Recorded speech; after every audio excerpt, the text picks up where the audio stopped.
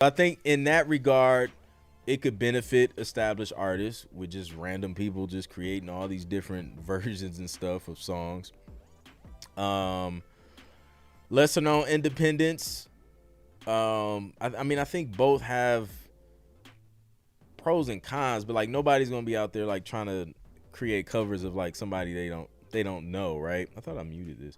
Um, so I think from the independent perspective, I don't know, man. I think it may. I think it'll definitely increase output because it's easier. May not sound as good right now, but it's easier. Um, I feel like, man, you just go like, for example, if you're like an indie artist and you usually work with producers, or you go, I don't know, you go online and lease beats from producers or whatever. Now as an indie artist, if you got some dope AI subscription, whatever, $20 a month to make your own tracks, now you don't need to, get the producer involved, but you also gonna miss out on that sauce that the human producer is gonna be able to give you. You know what I'm saying?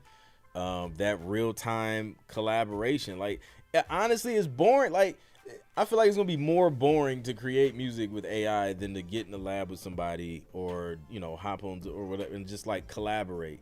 You know what I'm saying? Like, that joint sounds mad boring to me. Like, I'd much rather just hop in with another human, have a good time, and then vibe out and create music. But that's just me. But I think producers will definitely, you gonna have to do something that just can't be done. The basic loop organization, taking a loop, dragging it, copy paste, and saying it's done without adding any original ideas. I think you're gonna have a hard time. So yeah. Audible Aaron is in the building. What's up, Audible Aaron? Oh, wait a minute. We got a shout out. Audible Aaron says his 15th year wedding anniversary is today. You get double DJ. Listen, marriage ain't easy to be hitting 15 years. Where we at? I think we're at. Oh shoot. I hope my wife ain't watching. I think it's 10. Is it? No, this year is the 10th year. We got married in 2013. It's 2023. Yes, it'll be 10 years in August. I didn't forget, just in case. But no. Shout out to Audible Aaron. Does that mean Michael Connor celebrated an anniversary as well? Is that what that means? Or maybe not.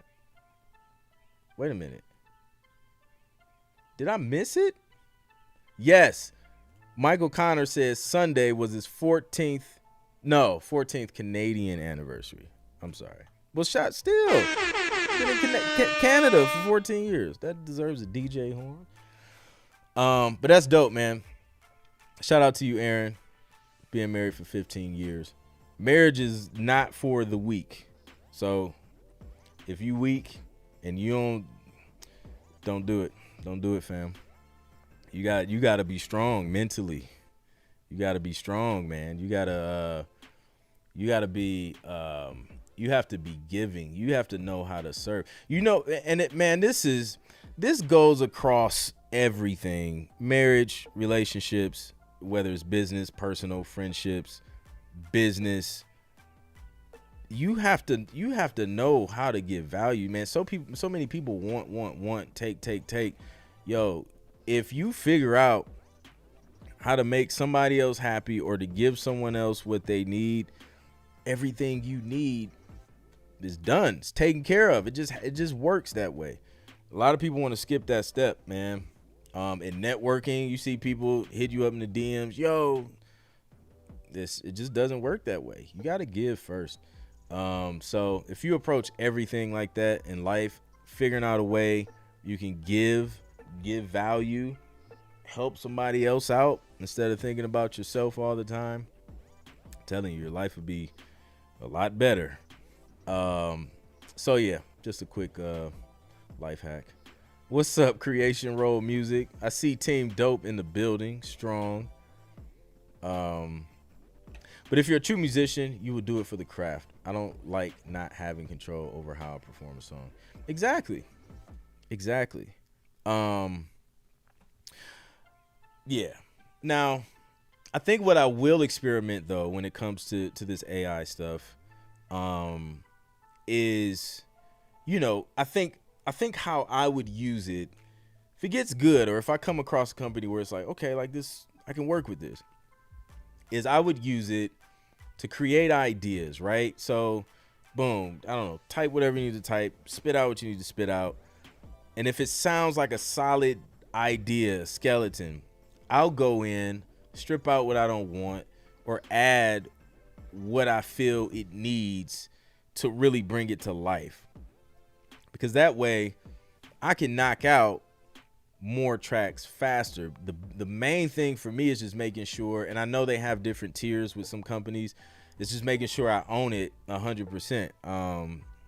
Because if you go with like some of the cheaper tiers with some of these AI music creation platforms, like they'll say in the print, you can pay $5 a month, but we will still own the music. So you're working for them at the end of the day. But if you can sit there, knock out some 5, 10, minute and a half, 2 minute cues, and then go in and just add your own little sauce to it, swap some stuff out, man, listen, the output is gonna be crazy. It's gonna be crazy. Cause in sync, you know what I'm saying, especially like production music and stuff like that, it's a numbers game, man. You can 10x your catalog in no time, just by leveraging technology like AI. Rami Dread Music, dope, got married in 2013 too. Let's go. I love it. Oh, that's super dope. 678 June 6, 2008. I love it.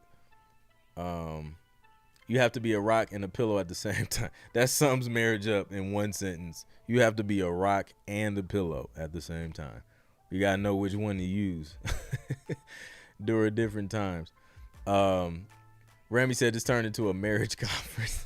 This is the marriage edition of Music Is My Business podcast. What's up, Lamar? Good to see you, man. Second wedding anniversary at the end of September. Thankful and grateful for wife's input into my life, allowing me to do what I do for her and my family, and honor to serve. That's what's up, man. Listen, I don't think people understand. You said a mouthful. I don't think people understand how crucial the decision is of like who you decide to marry and spend the rest of your life with. Like, that is a major decision. I absolutely 1000% would not be where I am today. And my business wouldn't be where it is today if it wasn't for my wife. Like 100%. Like, that is like the biggest decision, that, one of the biggest decisions that you'll ever make in life. And you got to make that joint very carefully and wisely, because it could make or break like everything you're trying to do, especially if you're trying to be a musician, entrepreneur, man. Like it ain't for everybody, man. Like you gotta, I don't know, you gotta be built different to be able to to manage that. But yeah, shout out to Mrs. Clint for holding it down. Even having the support, like on the times where I have to travel and just be away from home for an extended period of time, that in itself is challenging, but it's like mad supportive, because I don't have in the back of my mind like drama and like, oh, like I know my wife is mad because I'm gone, boom, left her with the kids by herself, 2 kids, a 1-year-old and a 4-year-old. Jesus, that's a lot of work. But she's not tripping. So like I'm able to focus 100% on whatever my task is whenever I'm gone away from home or even working, like even right now, like it's just having that mental clarity is everything. And that, like, that's just one aspect. But then also knowing what her strengths are, what my strengths are, weaknesses, and being able to identify those and then complement each other and know, like, yo, this ain't my lane, this is your lane. And then you stay in each other's lane and then you move as one, it's game over. Yeah, like you just, it's game over. So super crucial decision. But when you, Aaron says, when you find that one, lock it down for real. That's a fact, bro. Listen, I didn't waste any time. I was like, oh no. I tell her all the time. I was like, when was it? It was Valentine's Day. We were just friends, but we decided, like, we were both single, so he was like, yo, let's hang out for Valentine's Day. She put so much thought into it. Was like, it wasn't nothing crazy, and it was like, it was a card. It was a handmade card, and then it was the baked goods. I tell her it was the baked goods that got me. She had a bucket. It was a bucket with hearts on it, and it was two or three types of baked goods. It was, and she made them all. It was these peanut butter cookies with the Reese peanut butter cup in the middle. That one took me out. That was the one where I was like, listen, I'm gonna give this a solid. We about to shop for rings because the peanut butter cookies. But then we had the brownies in that joint, and I feel like it was something else. I just can't remember. She probably threw in like some I may have mentioned to her some, I don't know, something that was my favorite, but she threw it in there, and it was so well thought out and intentional. And I picked up on that, and I was just like, all right. So when you listen, somebody bake you some delicious food, because women, a lot of these women out here, they ain't cooking no more. I don't know what happened between these last few generations, but they ain't cooking. My wife, listen, I like food. So, all right, let's keep it going. What other questions we have? I love it, man. I have a website with a downloadable store. Do I need Dropbox as well? Thanks in advance for the answer. Depends on what your goal is, what you're using it for. Like, you don't need anything, unless you need it, right? So, like, depending on the customers you're serving, how they need to access files, how you need to share files, it really just depends on, how you want your customer experience to go.